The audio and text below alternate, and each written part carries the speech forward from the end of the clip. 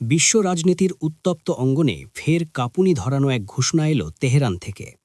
ইরানের পররাষ্ট্রমন্ত্রী Abbas Araghchi স্পষ্ট ভাষায় জানিয়ে দিয়েছেন, যুক্তরাষ্ট্র যদি ইরানের সামরিক সক্ষমতা প্রমাণ করতে চায়, যদি যুদ্ধ চাপিয়ে দিতে চায়, তাহলে ইরান সম্পূর্ণভাবে প্রস্তুত। আল জাজিরাকে দেওয়া এক বিশেষ সাক্ষাৎকারে আব্বাস আরাকচি বলেন, যুক্তরাষ্ট্রের সঙ্গে আলোচনার দরজা এখনও খোলা রয়েছে।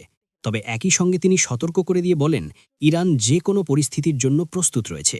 তার ভাষায়, ওয়াশিংটন যদি আমাদের সামরিক শক্তি পরীক্ষা করতে চায়, তারা আগেও করেছে, এবারও করলে তার জবাব দিতে আমরা প্রস্তুত। আরাকচি দাবি করেন, গত বছরের জুনে দখলদার ইসরায়েল ও যুক্তরাষ্ট্রের সঙ্গে সম্ভাব্য সংঘাতকে ঘিরে ইরানের যে সামরিক প্রস্তুতি ছিল, বর্তমান পরিস্থিতিতে তা আরও বহুগুণ শক্তিশালী, আরও বিস্তৃত এবং আরও সুসংগঠিত। অর্থাৎ আগের চেয়েও অনেক বেশি প্রস্তুত এখন ইরান। তিনি বলেন, ইরান যুদ্ধ চায় না, কিন্তু যুদ্ধ চাপিয়ে দেওয়া হলে পিছিয়ে যাওয়ার প্রশ্নই ওঠে না। একই সঙ্গে তিনি আশা প্রকাশ করেন, যুক্তরাষ্ট্র বুদ্ধিমানের মতো সংঘাত নয়, আলোচনার পথই বেছে নেবে। এই উত্তপ্ত আন্তর্জাতিক পরিস্থিতির মধ্যেই ইরানের ভেতরেও চলছে টালামাটাল অবস্থা। চলমান বিক্ষোভ প্রসঙ্গে আরাকচি বলেন, শান্তিপূর্ণ আন্দোলনের ভেতরে সশস্ত্র সন্ত্রাসীরা ঢুকে পড়েছে, যারা সরাসরি বিক্ষোভকারী ও নিরাপত্তা বাহিনীর সদস্যদের ওপর হামলা চালাচ্ছে। মূলত মূল্যস্ফীতি আর জীবনযাত্রার ব্যয়বৃদ্ধির প্রতিবাদে গত ২৮শে ডিসেম্বর তেহরানের পাইকারি ও খুচরা ব্যবসায়ীরা ধর্মঘটের ডাক দেন। সেই ধর্মঘট থেকেই শুরু হয় এই আন্দোলন।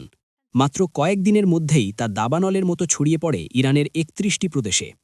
শহর থেকে গ্রাম প্রায় পুরো দেশ জুড়ে বাড়তে থাকে বিক্ষোভের তীব্রতা। পরিস্থিতি এমন পর্যায়ে পৌঁছেছে যে কার্যত দেশ অচল হয়ে পড়েছে।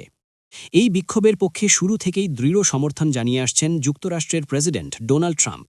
তিনি একাধিকবার হুঁশিয়ারি দিয়ে বলেছেন, ইরানের ইসলামী প্রজাতান্ত্রিক সরকার যদি কঠোরভাবে বিক্ষোভ দমন করে, তাহলে সামরিক অভিযানের পথও খোলা থাকতে পারে।